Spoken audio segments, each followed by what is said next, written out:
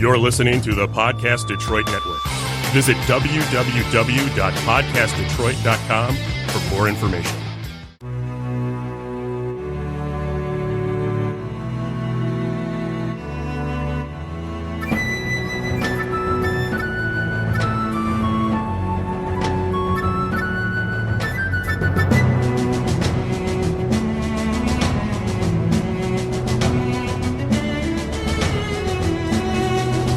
Hello, friends. Welcome to episode 38 of Storyteller Conclave, a show all about helping you run the best tabletop role-playing game that you can.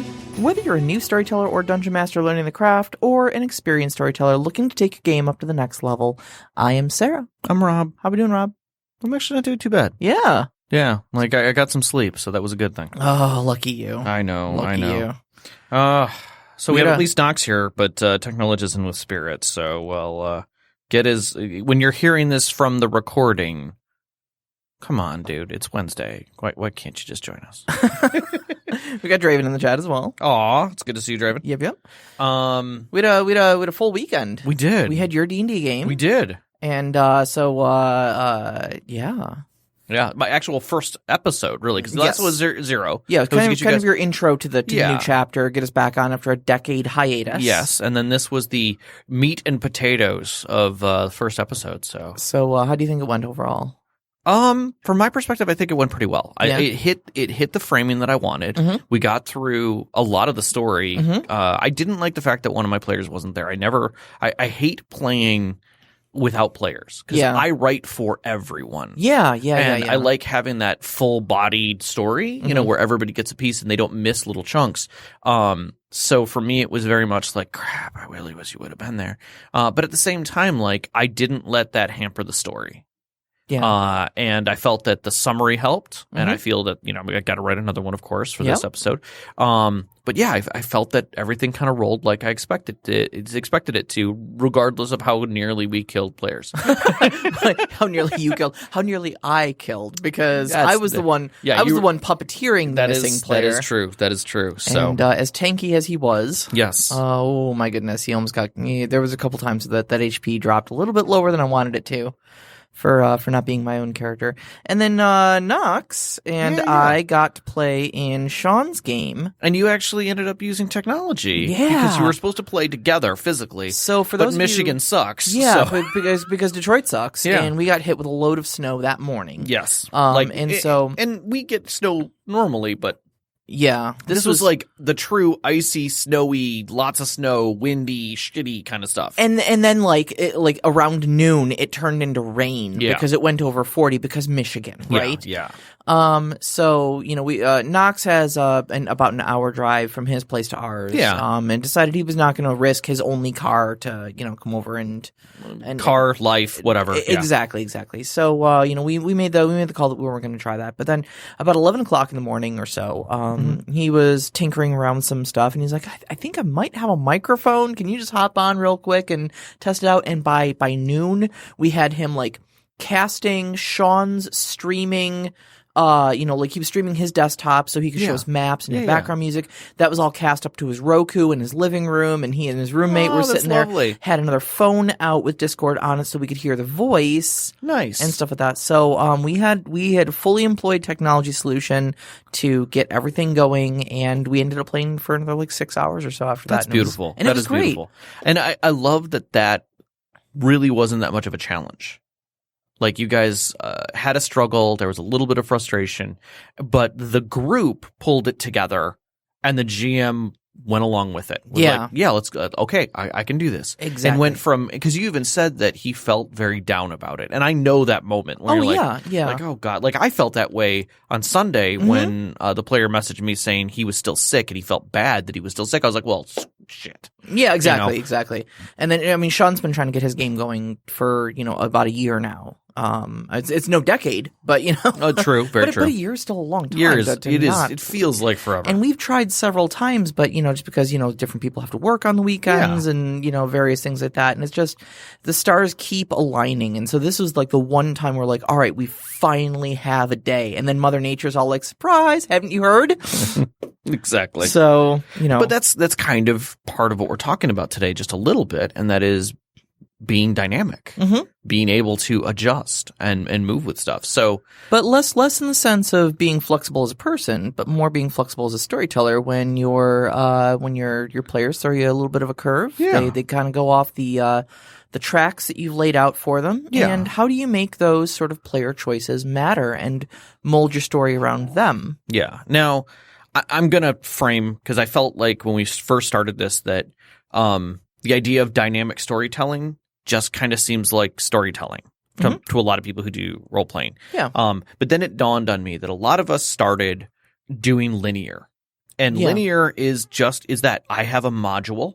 It is a dungeon crawl. I was just going to say modules, And dungeon crawls are very linear. It's you go from here, you're going to finish it, you're going to wipe whatever it is, and you're at the end of the dungeon. You start at the entrance, you kill the dragon at the end, you get some treasure. Yeah. And that is a linear dungeon. That is literally how most video games are, regardless of their side quests and things like that. It's a linear story that you hit story beats, and even like some of the ones that have epic personality connections and things like that, you're still on rails through the whole thing. Regardless, your choices might maybe alter the ending a little bit, but regardless, you're still coming to the same end. Yeah. It is the same scene with traditionally the same people. Your dialogue choices may be different, and like somebody may not die, or somebody may be there or maybe not be there. And then the after view of what happens might change slightly, but again, it's still on rails. And there's nothing wrong with that, those types of stories. We all started there because it was easy and people had generated those. Yeah, sure. And you follow those guidelines. And for the most part, most people's stories today are still on rails in many ways. You may deviate slightly for things, but in truth, you're still following what you believe the plot is from point A to point Z. Right. And your villain has things that they're going to do at certain times. Movies are linear, and you think about them in a linear. So we've been taught this format. So get to a point where you've got something that is not pre-generated, something that is truly moving into dynamic, is when you're starting to include things like the narratives of the players, their histories add to your plot or change the world, and therefore change the direction that the game can go in. And they may or may not pursue those threads that they handed you at session 0 with their character histories. And then you have games that are just straight up survival games. You do not know how they end. More tabletop games, Pandemic, and things like that, where you've got a set of rules and you have a progression that's going to occur. But it's dynamic. You have no idea what's going to happen at that table. The fates drop as they do. And so in that sense, you really do have a truly dynamic thing that you don't have the feeling of it. Yeah, I that's what I was getting at, Knox, is that like Dragon Age and Mass Effect 3, they're on rails. Oh, they are. I mean, but that's the thing, is that all video games by necessity are on rails. Yeah. Like even games like Detroit Become Human or something like that are they may have many rails. Right. But there's only so many outcomes you can get. Right. And strangely enough, Ark, which is a survival game, is technically on rails. Because it just takes you can go and do those things when you want to do them, but to get to the next progression place, you still have to follow steps. Looks like a sandbox, but it's got a very few key objectives to it that you still need to complete to move forward. Yeah. Yeah, that is a good point. The other one is the other story games that do that. They did Minecraft, Telltale. Telltale does really good linear storytelling that makes you feel like it's not. Because they have good branching in it, but it's beautiful storytelling. You never lose it. Yep. But there's a lot of rails that look like they go in a lot of different directions, but they're still rails. Yeah, they're still rails, but they're fun rails. But the thing is that video game design is like that by necessity, because you have to program the outcomes. Yes. You can't just tell a computer to just roll with it.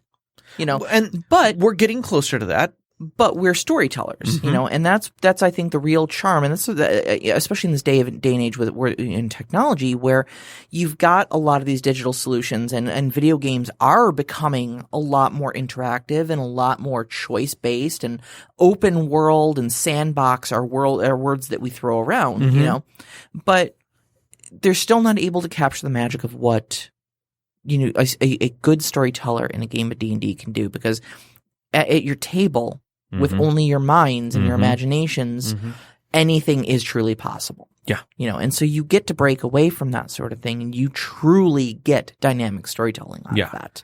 And that's where, like, people ask, like, why? Like, why is, why use this? Why go in that direction? Why are you sitting around with pencils, papers, and dice and miniatures instead of just playing a video game? Well, this is why. It's because you can get to that point. Yeah. You can do more than just act a scene that is predetermined, and you can step into that with personality and difference, even if you're playing something like the Firefly game RPG, which deliberately is very much you're playing the Firefly characters at different points.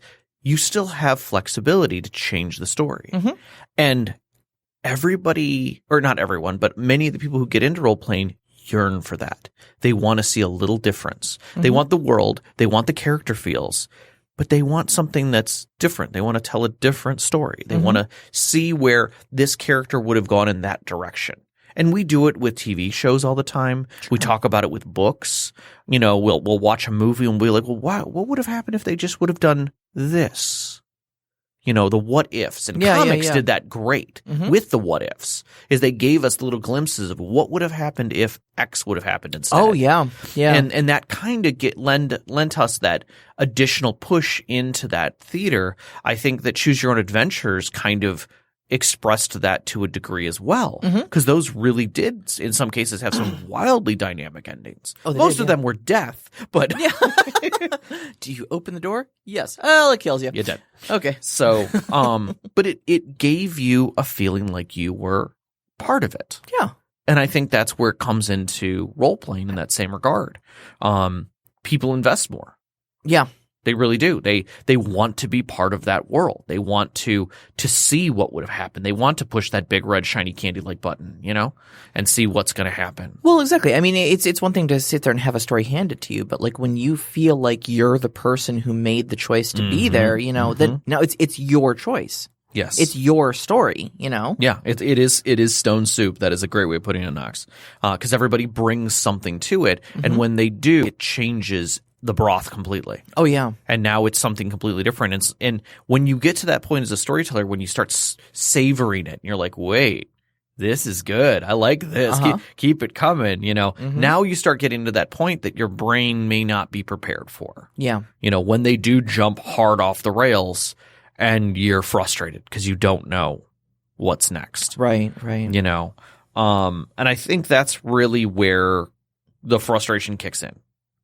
Is that a lot of times it's not the storyteller prepared for that, or being good, no problem. Being in that in the right mind frame for dynamic storytelling, the players just decide they're not going to do it, right? And they just take a step off the rails. They don't follow the quest. They don't follow the plot. They decide to follow something completely different. And there's plenty of examples of this. I kind of wrote a few on here, just kind of give a feeling for us. But I know both of us have had situations in the past, personally, as well as heard the stories from friends time and time again about how they've done it. I've put some examples in here, and the people who are on our podcast, some of them will recognize at least one of the stories that I'm going to bring up. Oh, yeah. As far as when things have gone off the rails. But I think you can adjust if you're not prepared to go off the rails. Right. That there are ways that you can bring it back to the rails in funny ways. Now, see, before you get into this, I want to just bring my own perspective on this. Sure. So this whole bringing it back to the rails thing.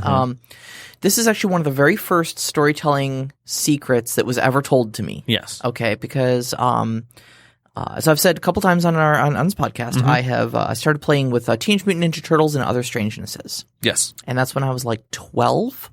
Okay. Yeah. And my brother was my first storyteller. Oh, that's wonderful. He doesn't really role play anymore. He hasn't since basically college. Oh. But he was my first storyteller. He was the first introduction to role playing games in general. Were him and his friends.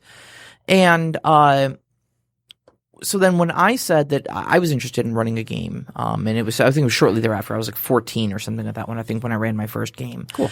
The very smallest nugget of wisdom he imparted on me was called the illusion of free will. Yes. Okay.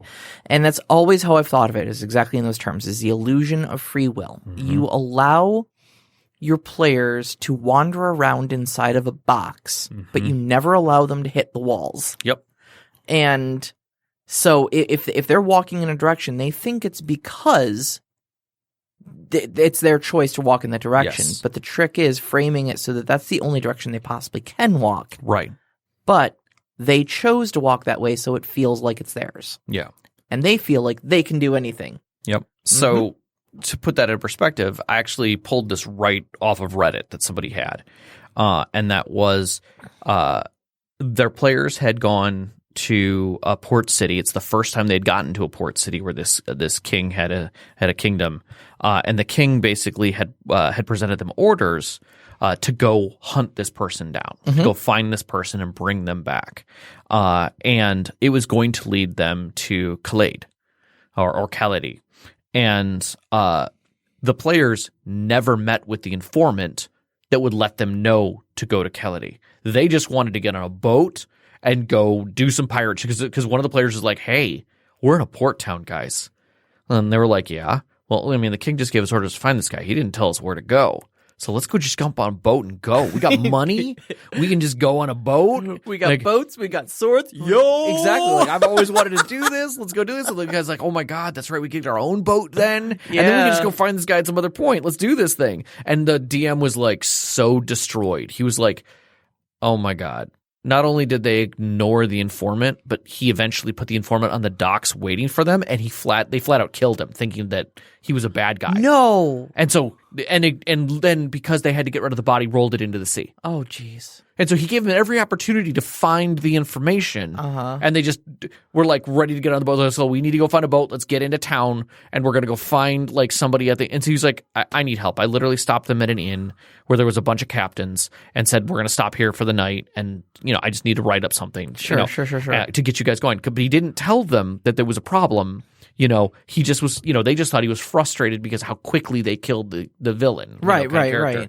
So people started presenting different things, and it really came down to that you've got two main directions: a forced way of doing it, or being surreptitious. And forced is the thing. Literally, the only captain there who you can afford is going to Khalid.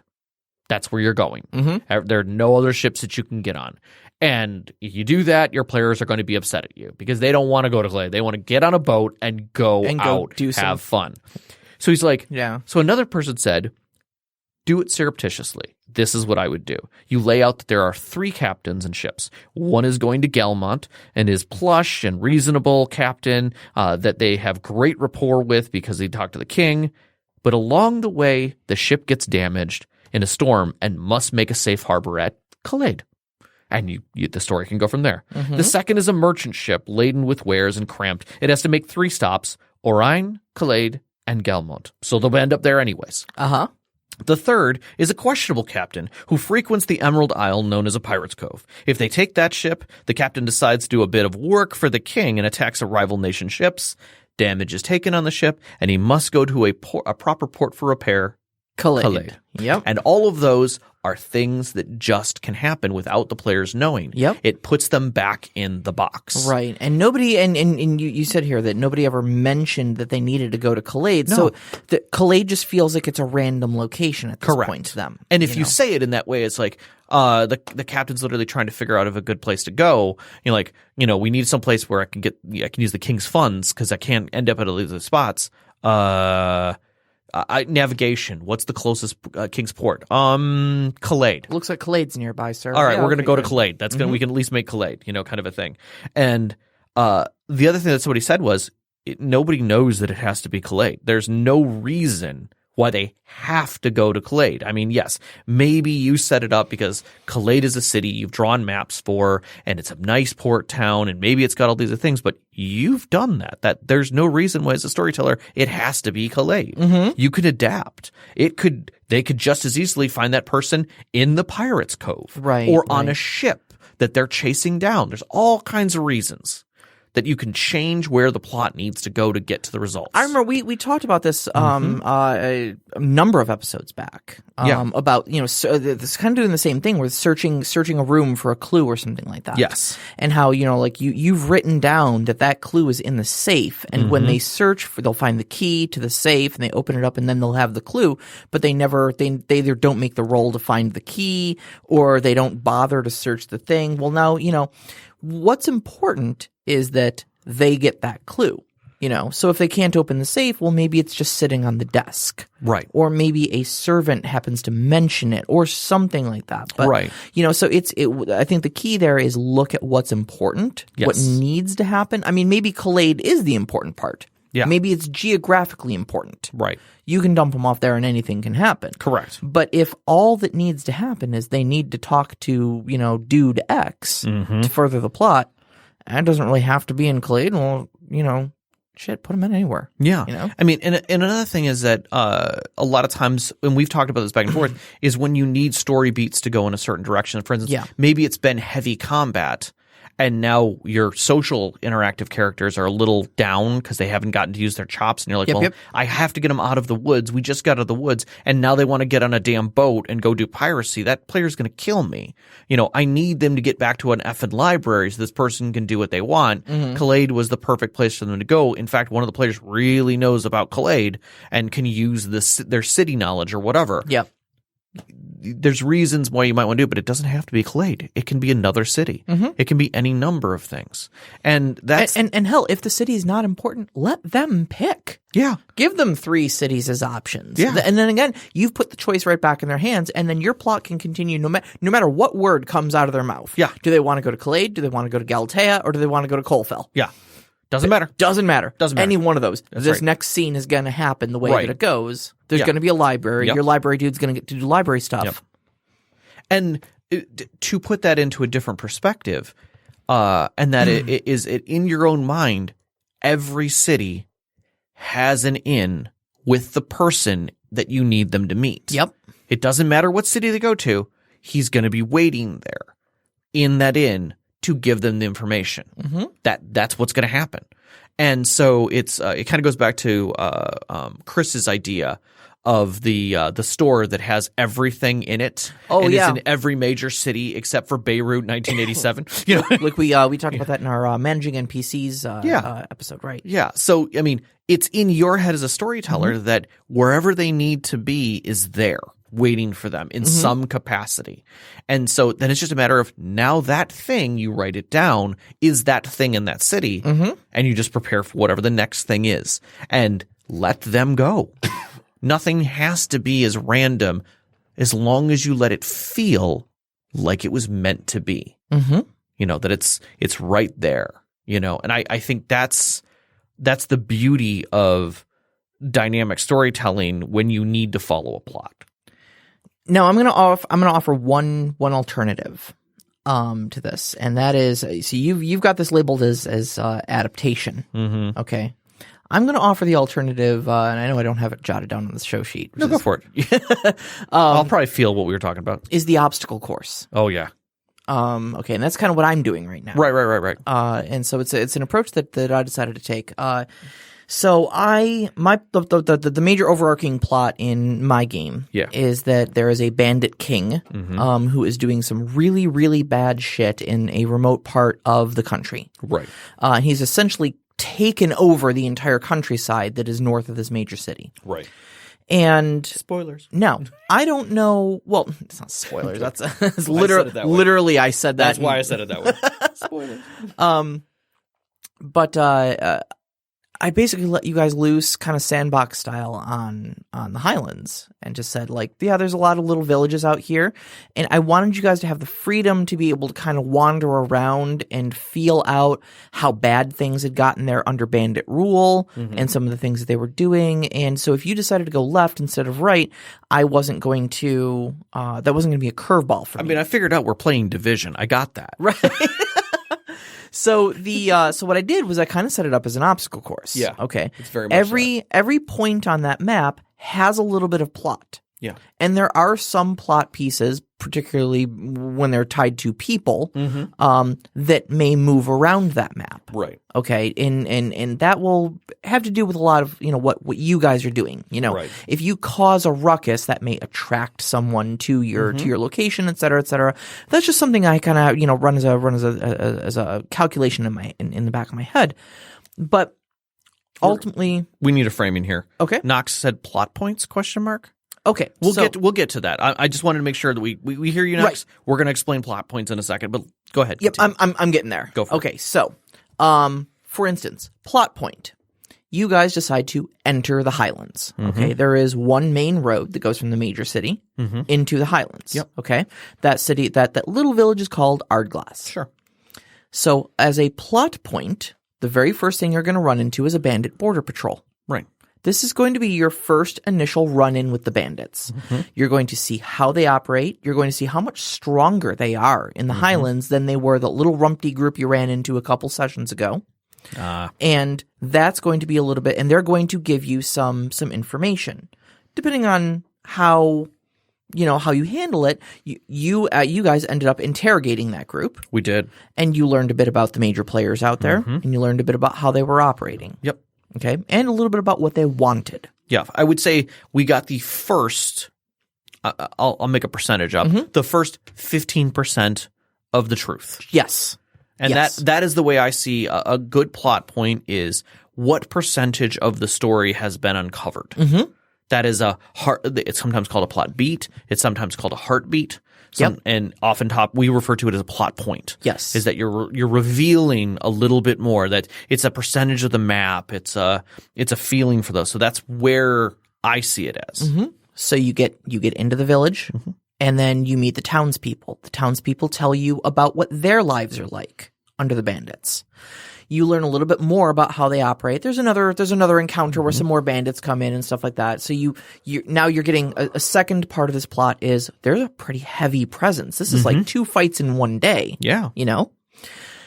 But from there, where do you go?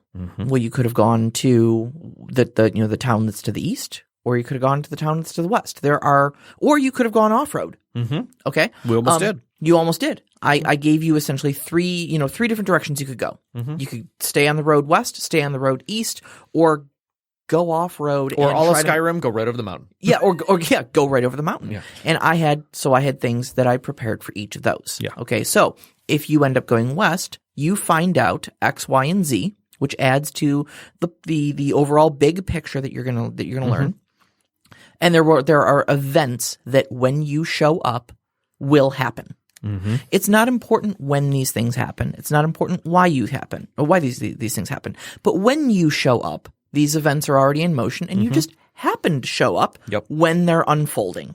So that story can happen, reveals can happen, truths can be learned, choices can be made. Okay. And then as you guys choose, again, there's like 3 roads that lead out of that village. What do you choose? Okay. But no matter where you choose, A, B, or C, there's going to be something that happens there that reveals more of the picture. And it's just an obstacle course. I don't care how you guys go through it, but every one of these points on this open world map essentially is going to be an obstacle for you. Right. And I've got game sessions worth of stuff just written because it's ready to go. You just haven't made it to that town yet. But when you do. And I've got the other side of that, which is being able to go with where the flow is going in it. And that is, I've got my plot listed in such a way that events will happen as they need to happen, wherever they need to happen, like you're saying. But at the same time, I've already written a whole bunch of mini stories about the players so that at any point in time, if I'm watching a player and they're really enjoying themselves and they're going to be ready for the game, I can just immediately change gears and say, okay, on your way, this happens. And now I've written something dynamic for that player. And that is painted in everything and gives everybody a little bit more plot, a different piece of the plot, a percentage that is going to happen at some other time. But because it was good for that player, it keeps the story lifted and keeps that energy lifted and gives a little bit more insight into something else beyond my plot. Yes. That opens it. You may be uncovering a painting, you know, in the image, and like, what are we really seeing here? You know, how are we going to be able to uncover this entire painting to get a feel for the entire view? But while you're doing it, I also will show you the trim. I will show you where it's hanging. I will show you a placard that talks about it, you know, which aren't necessarily the image of the painting, but they are all the things that make it more interesting. Context. Correct. They add context. Correct. So I always find that interesting because a lot of video games do that really well, but only for the world. They explore more of the world than the player. Knox is asking, do you save these pieces to give moments to players that haven't had anything to do for a bit to bring them back into the limelight? No, I would say that I don't do it when it's I rarely do things for players when I feel that they are disproportionately balanced. I will actively change that in the plot. For instance, if I see that my next plot story is going to be combat related and I know that my players are really, like, one of my players who's a social player isn't feeling that they're part of things, I will make sure that they are involved directly in the plot.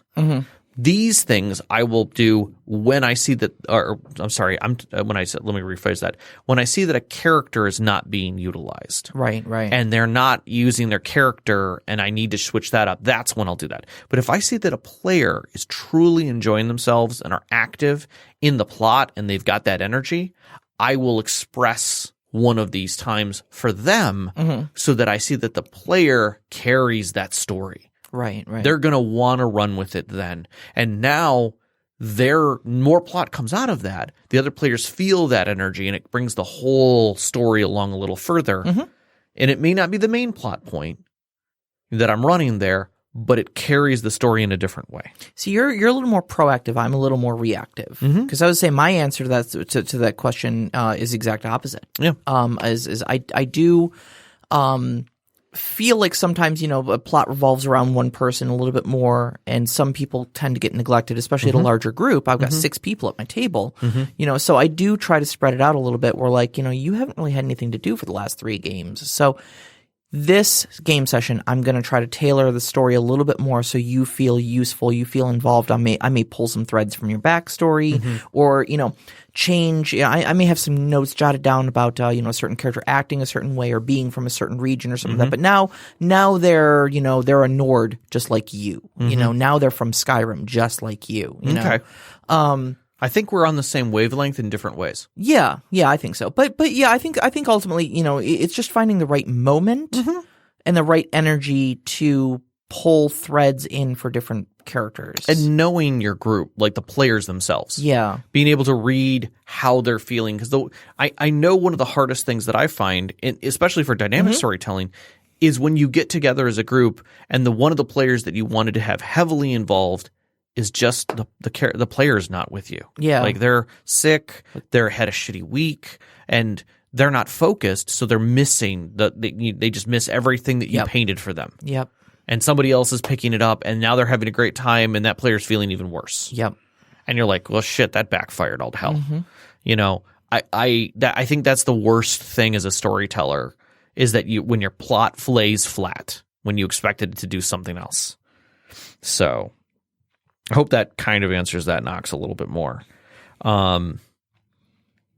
Let's see. I think we jumped off the rails here. Yeah, a little bit. You were talking about going with the flow, I think. Yeah, we were kind of going. Just getting to that before I derailed you utterly. No, that's okay. We were just talking about it. But sometimes, like when players legitimately derail, like they just jump off rails. Like one of our illustrious listeners, who eventually will hear this, had a story where in their game they literally were saving a girl from a well. And the plot was more about the reason why she was down there, and when they were down there, what they found. They ignored that and saved the girl and learned about the girl who was a nobody NPC, that she was an orphan, but she really, you know, she didn't have anything, and so they ended up getting her settled, getting her money, and eventually sending her to Wizards College. And the storyteller ran with that a little bit. It had nothing to do with his plot or where he wanted to go with it. But the players were invested in it. They were so invested in that little girl. It frustrated him, but they were so invested in that little girl to find out what was going on. Right. You know, And so they just made it work. The DM made it work. And I think sometimes you just have to let them run. Oh, absolutely. Let them go off in that direction. Honestly, I think it's one of the best things you can possibly do as a storyteller. Exactly. I mean, it's definitely taxing on you as a storyteller to be like, I didn't write any of this stuff, and now I need to make it up on the fly. I didn't give you this cat toy to have you play with the container that it came in. Right. Right. But when players do that stuff, they are telling you this is something they care about. Or what they wanted that night. Right. Yeah. Exactly. Like if you're trying to give them all a bunch of, deep, scary, like soul, shaking, plot, and they just want to get drunk in the tavern, like let them get drunk in the tavern. Get drunk in the tavern. Have something weird happen. Roll some random dice, the tavern wench comes over and tells them a joke or something like that. Yeah. Whatever. Yeah. Whatever. Let them arm wrestle. Have a battle of the bards. Yeah. Exactly. The other thing that I say to that also is that the world keeps ticking. Yeah. Always keep if you're adamant about your plot, that your plot's important to you, and you want to make sure that happens. Let them know that the world, give them little beats from that. Maybe those, whatever was down in the bottom of the well didn't change. So now the keep that was where they were digging to using the sewers gets raided. Mm-hmm. Right in town, and they're like, "Wait a second! Like, while we're getting drunk at the bar with the girl we saved because we just ate really well and she's all been fed." We hear all the town guard to arms, and they're all running down the street down to the keep, which is now locked from the inside and everyone's getting murdered. You know, kind of a thing. So, what was that? Nice. Yeah, I was reading through some of the stuff that Overwatch was saying, but it's true. That's when you have the adorable little girl say, "Did you talk to the other well people when you rescued me?" And their voices came from the scary carving. Yeah, exactly. And then you have the players' backstories that they'll dive into. And, will be interested in that you weren't necessarily prepared for. I mean, some players will be really good and talk to a DM about their backstories. Yeah. And others will just have a couple lines, but in their head, they know the meaning of when they see a dark elf, what it means to them. Oh, yeah. And suddenly, your one dark elf that you have randomly in a pub is now going to get it. Yeah. And you're like, what? You're going to murder a dark elf in the middle of this town, which is acceptable. They like dark elves here. It's perfectly fine. Like, oh, no, they murdered my, grandson, and now they must pay. It's like, well, okay. And sometimes you're like, dude, you've been quiet for the last 3 game sessions. Like, where is this coming from? And all of a sudden you're on a holy quest, Roll with it. But they'll do it. Roll with it. They will do it. Maybe that dark elf is more important than you thought. Mm-hmm. And I think that's where the choices that they're making as players allow you to shift plot. Yeah. In the background or add plot that was unexpected. And that's where stories can get out of your hands. But that's the whole thing is that it's a group effort. Mm-hmm. Once you've done that, once you can get to the comfortable point where you can release control a little bit and just make a note, and then in between games all right, so we just killed that dark elf and I left the dark elf's dagger. And for some reason, one of the other players thinks that that's the dagger that killed a guy in the other town, and they now think he was the assassin. So they're wondering how he's involved. I mean, maybe he is involved. Could it be? Let me see if I can start connecting some of these dots here. I mean, there's really no reason that guy can't be. Right. Huh. And then you just tie it in. Yeah. And now your players feel great because they have no idea he was a rando NPC. Yep. And they feel great because all of a sudden they uncovered this conspiracy. Yeah. On the same, I'll say this in the same illusion of free will. When the one player who tries to derail the whole story by doing crazy dumb things suddenly keeps finding himself falling face first into plot balls. Yeah. Hey, sometimes that happens. Sometimes stories just got to get told. Yeah, that's right. What's all this right. last piece you got on here? So dynamic storytelling can be involved. Yes. It's not easy to calculate the implications of unforeseen player choice at the table. That is very true. Look, improving is tough. It is. There are whole schools. This is one of the things that makes the Critical Role cast so good is because they're so practiced at improv that, you know, I mean, they're to professional levels. But you can still see it on Matt's face when they do something insane. Absolutely. And he is totally not prepared for it. I cast control water and capsize the ship that's chasing us. Okay, well, there goes 3 hours of content. Yeah, I really had all those guys written up in a whole bunch of plot, but it's now broken on the shore. Well, I'll see you guys next week. One spell and a lucky die roll. See ya. Mm-hmm. But look, it's happened. It's happened to me. I'm sure it's happened to you. Oh, yeah. Where somebody just derails you so bad Yep. that you need to stop and think about it. Do it. If you need to, literally, heck, last game session. Yeah. I only had so much written. I didn't know what choices you guys were going to make, and you guys made some hard choices. You moved in a very driven way. Yeah.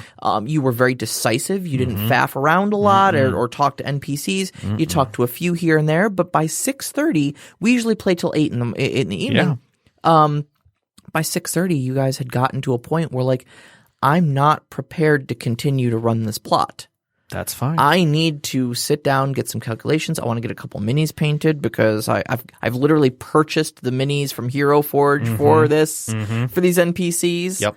And they're still sitting in my on my printer, That's basically. Okay. So I wanted to have them painted. I want to have some scenery set up. I was not prepared to run that. So I said, you know what? It's 6:30. We're all tired. We work tomorrow. Yeah. Let's end game here. Yeah. And that gives me another month to think about it and get some minis painted and really set that up so that it's a good scene and not a rushed and improv scene. Right. You know? Right. And don't be afraid to do that. No. Don't and be afraid sometimes, to do that at all. and I will flat out say this, in some game systems you can get away with throwing a random encounter in between. I think that 7th Sea does that really well, where you can shift scenes to something that is in between.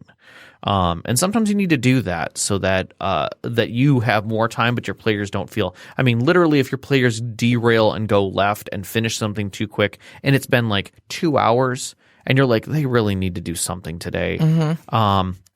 Sometimes it's good to throw something random in there and make it feel that's important. Yeah.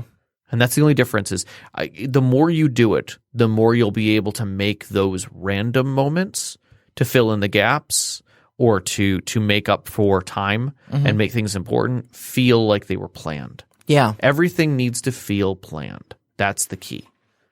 Because if your players feel that you're stumbling, they will stumble and feel that it's incomplete. Yeah, they'll feed off your energy, whatever energy you're handing them. Yeah. But if you give them something important out of it, they'll feel like it was planned out. And that's one of the most beautiful things you can do for them. Absolutely. So, all right, we got about 15 minutes left. Do you want to answer some questions? we're going to try and answer some of these questions. Oh my God, we got so many questions. We I'm really so do. proud of all of you right now. Yeah, this is beautiful. And we always love questions because it helps us go. I did not look at any of these. I just literally pasted them in. I glanced at them. Okay. I don't know that I have prepared answers for them, but Okay. but I read them. Okay. Pick one to start with. All right. You know what, Sheebie-Jeebie? We don't go that direction very often. We don't get a lot of questions from Sheebie-Jeebie, No. I love her name. Yes. So we're gonna go with Sheebie-Jeebie. All right. Asks us, how do you keep track of changes when your players move in new or random directions? How do you keep track of it? More times than not, I will make quick notes. I'll make little cliff notes on a sheet. And keep track of the few things that I've told them in great detail so that I can then go, okay, well, you kind of want this way, right? What am I going to do with this? And then I literally between games will just mull over it and think up new ideas and try and figure out where I'm going to go with that. Yep. But the hardest part is keeping track of things that are not part of your plot. And so I'll just write them in as cliff notes and highlight them, because they're not part of my story. They're things that they threw in. And then if I end up adding them to the story, I'll make sure that I link back and be like, okay, remember this back in episode 2, go back to it and reread it. Yep. We're now doing this in 27, you know? Yeah. I'm going to second your good note taking. Always important. Definitely good note taking. Again, I'm kind of going to go back to my own obstacle course sort of thing. At least have a rough sketch of what's going on nearly everywhere that could possibly be accessible by your group. Yep. And so if they do improv something, at least you've got an idea of like, okay, it's going to be an encounter involving goblins because I know that's a goblin area that they just wandered into. Yep. Shit, I can throw something together with that. But at least I know I've got it's a goblin area. Yes. Written down somewhere, Yep. So you got a jumping off point. You don't have to completely pull it out of your, out of your rear end. So. All right, you do one now. Let's see here. I'm going to say we're going to jump to Technolich. Okay. What's a good way to encourage more RP in player that doesn't feel confident in their acting skills? I've got, I think, 2 things for this. Okay. First off, always respond in kind to your players. Okay. So I would say put your best foot forward. Put on. Are you okay? Yeah, just punch the mic. Punch the microphone. Yeah, F that microphone in particular. So it definitely put your best foot forward. If you've got someone who's having a little trouble coming out of their shell at the table, do your accents, do your gesticulate while you're talking and stuff like that. Do whatever you can to bring the NPC that you're representing to life. But if they try to respond in kind, be encouraging of that. Eat it up. Whatever. Yes, and. Yes, and. That's the big thing. Yes, and them. Yes. The second thing is if you do have a new player at your table or new players, I find it's always good to have a ringer at the table with you, an experienced role player who will show them. So it's not just the storyteller who's doing a bunch of wild, accents and gesticulations at them. Right. But, and then the player's just kind of sitting there stoic. Have someone at the table who will get into it like that. That gives the new player silent permission to act. Yes. And I will add to that. I will say that much like Draven just said, use their character names when you talk to them. Yes. I think there's 2 parts to this. One, it's not Rob, it's your initiative. It's Theodane. Yes. It's your turn. Yes. And then I think for combat, I like the way you do it, but I think there's a good way, which is roll and then ask them, so how are you doing this? Because the roll already shows whether it was successful or not. Let them explain it. Sure. Give them time to be a little creative. I like finishing moves that way too because I think it's good. In social interactions, again, roll first, know what happened, and encourage them to. Okay, so let's talk. Tell me how you're going to do this. Let's talk through this. How are you going to intimidate them? And then just go with it and be expressive as they're saying things to you. Like, be the character on the other side that they're talking to. Be a gas. If it's something intimidating as all hell, or be impressed and all fluttered. If it's an impassioned kind of a thing. So yeah, give them the kudos, but physically change your demeanor to be that NPC. Yeah, so absolutely. So suddenly it is acting for them, and you'll feel that they act more. Yeah, because it draws them in. It makes it more real for them. This is why I'm a big proponent of like background music and props and stuff like that. Because the less you need to stretch your imagination to put yourself in that scene, the less work you have to do, and the more brain power you have for concentrating on what is my character doing. Yeah. And just being there. Yeah. Find out also, because I was looking at what Draven put down. Find out what they know, what drew them to the character. If you know that their character concept was a direct steal of John Wick, and they're kind of John Wicking it up, throw it in there. Be like, okay, so you just did this huge thing. Like, is that from like the first movie where he's just, he whips around the corner, grabs the guy, shoots him in the head, shoots the other guy in the head, and then cocks the other guy so he's under his arm and puts 2 more rounds in him? Is it like that? And then they're like, yeah. And then that kind of starts getting them in the visual of their own mind of what they're going to do. Because eventually they're going to surprise you and be like, so I slide across the car. I'm like, okay, all right. Give me an acrobatics check. Let's do this thing, And that kind of stuff gives flavor, and it gets them in the right mystical mind eye of who they originally were, but they've already been in that direction. And they're already feeling it, and they start pumping it, and you'll get to that flow. So that's where I would go with it. I agree. All right, let's go. The person who suggested this show topic himself, our Patreon contributor, Knox in the Box. We should definitely do one of those. All right, so we got 2 questions here. do you feel that tailoring a story's presentation based on how your players each learn is what makes dynamic storytelling work better? Yes and no. Yes and no. I think there's aspects you can use to how people learn, but at the same time, you're kind of locked into a medium with tabletop role-playing games. And so, like, I learn by doing. Yeah. You know? You're not going to be able to teach it's not going to improve my role play any better by utilizing that. Like, there's nothing a storyteller can help me do other than just let me play. I will add this to this, and I will say this. All right. I don't think for dynamic storytelling in that regard, but I think in dynamic plot reveal, if you're working with a specific character who's very visual, I will make sure that the room is detailed and expressive so that they see in their mind exactly what it looks like. If it's a player who is very auditory, I might make sure that when I'm delivering plot to them, it's a social piece and it's very poignant and it has an accent and it has drive. If it's a person who's very logistic, who needs to read it maybe and get it down that way, I might make a prop. Yeah. And flat out hand it to them. Yeah. I might make a map. I might make a prop. I might give them an example. All of that. Or I might do multiples to make sure I pull the right group pieces together. So I think in that regard, Knox, it is a flavor of dynamic storytelling in that regard. So, because you are making changes to make sure that you're fitting, but I think it's more accommodating. It's it's accommodation, player accommodation, rather than dynamic storytelling. It's accommodating storytelling, right.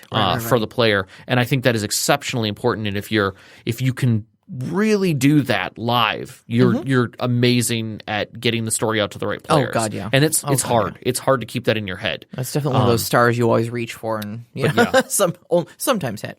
Yep. So, you want to hit Overwatch? Either that or Veteran. We have Veteran. We haven't had Veteran in a while. Yeah. I think Overwatch's question is kind of big. Let's hit Veteran real quick. All right. Splitting the party. Do you ever do this intentionally? Do you discourage players from doing it on their own initiative? How do you keep your players engaged? I think that's that's two real questions there, in my personal opinion. Just in the two that he's got, but what do you think? Okay, I mean, obviously, look, splitting the party always makes things difficult. And not just from your typical, they're going to pick us off because we have fewer numbers sort of things. But whenever you split the party, you run into the difficult situation where you've got half of your table not doing something. Correct. Not involved in the story at all. Like, maybe it's okay if, like, you sense that, a couple people want to get up, stretch their legs, go use the restroom, grab a snack, something like that. But I think I try to discourage it just simply because we're all adults who have taken a day out of our busy schedules once a month to be in the same place at the same time for a couple hours. Yeah. And I don't want to tell half of my group that for the next 2 hours they don't get to do anything. Right. Or however long. Yeah. Honestly. I think with 7th Sea, they do a good job of, because players don't die, or characters don't die. Heroes don't die to dumb things like falling off a building. So removing someone from a scene maybe, instead of splitting the party, and then they have to explain how they got back. Right. And then it's them sitting back and figuring out how they got back, or you telling them how they got back. I think that's the variant there. I think splitting parties up is only good if it is important for one of those groups. Meaning, and I go to things where mostly in movies, where you have a group that's maybe involved in a chase and somebody gets broken off from them because they've got to do something like that. Three Musketeers is a good example of that. Like, you've got the three main characters that are the Musketeers that are literally on their way somewhere, and D'Artagnan has to go and make a delivery of a note. And suddenly he's on a solo story for a scene, and then they show up at the end of that. And I think those kind of moments, because you have plot exposition that has to happen, and you want to make sure that it is driven home without a doubt that is a good way of doing it. Yeah, yeah. Especially if you're dealing with a scenario that maybe your combat is getting too long and you need plot to happen before the end of the night. Perfect example. Great way. Slide someone out, out of a chute, out of the room through a trap door or something like that, and now they're stuck in an oubliette-like space with the body of someone who was there before. And now there's plot. And then the party, gets done with their combat, has to go rescue them, and eventually finds them. But they find plot.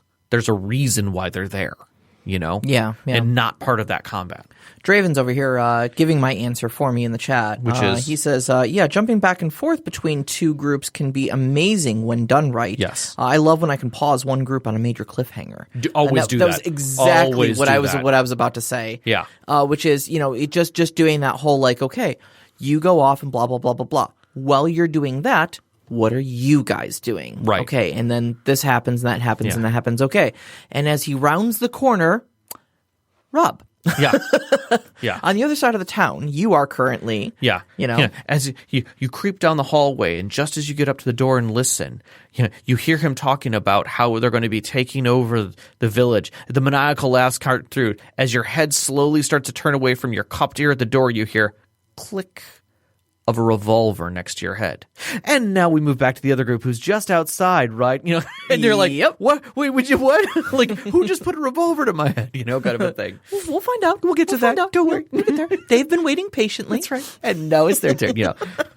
And that's the whole thing. And you are now sitting in front of a group of guards questioning whether or not you're going to be able to get through the gate. One of you is wearing a dress. Who is it? Yeah. and actually, Knox brings up a great point too. Sean actually did this really excellently. Oh, okay. This weekend, we had a 4-person group. Okay. Because one of our players had to work that day, but right. 2 of us went off to go talk to the noble that gave us the job to go do the plot in the first place, and we had discovered a bunch of nasty stuff that was going on in the plot that the noble didn't know about. Okay. So Knox and his roommate went off to the library to go do some research and figure out just how deep this rabbit hole went. All right. And Sean actually did that perfectly, where he was literally bouncing back and forth mid-conversation. Okay, make another research roll. You're going to find out this. You're going to find out that. Now, back to Sarah and yeah, exactly. Yeah. Yeah. And sometimes you can like in 7th Sea, you can do it really well, and they actually had a really good example of combat beats and conversational beats, where literally you have a duel going on, and as the duel strike happens, you cut back to the other group, and you say, and he makes this jousting remark at you. And you go back and forth through those kinds of things, and you can make scenes happen like that very well too. I think it works really well in those types of stories where it's very thematic, very cinematic, and you can move quickly. But you really have to have the right groups and the right feel for people to do that, and know when to pause. It also jumping back and forth between split parties also affords you one of my favorite situations in role-playing, and that is you go through a whole scene with party A, right? And they end up in some hijinks. Right. And then rejoin with party B. Yeah. And you get to describe out of context the hijinks. The hijinks. Yes. So you guys are over there minding your own business in the tavern when suddenly the party's rogue busts through the door looking exasperated and wet and covered in ochre jelly. All I have to say, Ryan Reynolds, I was up here. And the whole scene's happening around him. There's a gunfight and a chase. Yep. And he's just talking to this guy at a beer stand. And he's explaining where he was at. And there's gunfire going on. The scene's happening. You know what's going on. And yet he's still just going through a personal dialogue crisis. Yes. It's things like that you're just holy crap, did that just happen?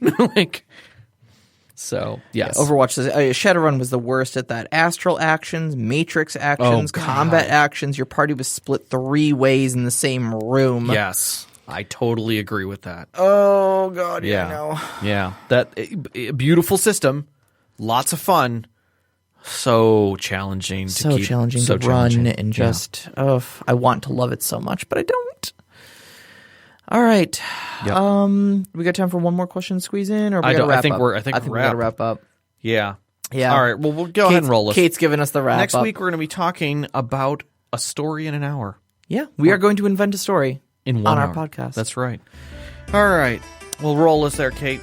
All right. You can find us on Twitter at @ST_Conclave. You can also find us on Instagram, ST_Conclave. I've been posting some of the miniatures and terrain and stuff like that I've been doing up there, and some just some shots of our various games and whatnot. So give us a peek up on Instagram. You can also find us on Discord. The link to our Discord is in our Twitter, and you can also find us in the description for any of our particular podcast episodes. You'll find the link to our Discord there. Join us. We'd love to have you in part of our discussion. Please, please, please. And our Patreon members, Knox, thank you so much, and Sam. Tonight was for Knox because he's at the contributor level where he can contribute to our shows. And you can do this too as well. Yep. Just join us on the Patreon there. But we appreciate Sam as well, and we're hoping that you can make our live shows a little bit more often as well. Our intro music is Beyond the Warriors by Geefrog. You can find that at geefrogmusic.weebly.com on Google Music. Our outro music, which you're hearing now, is Only Our Footprints in the Sand by Midair Machine. That can be found at soundcloud.com/midairmachine/track. We record every week at Podcast Detroit, and you can find us on podcastdetroit.com, on Twitter at Podcast Detroit, and our engineer is Caitlin. Thank you, Caitlin. Beautiful and talented as always. I want to give a big shout out to our families, Vicky and Sean. Thank you so much. All of our friends who've sat with us at our tables over the years, and you, our listeners. We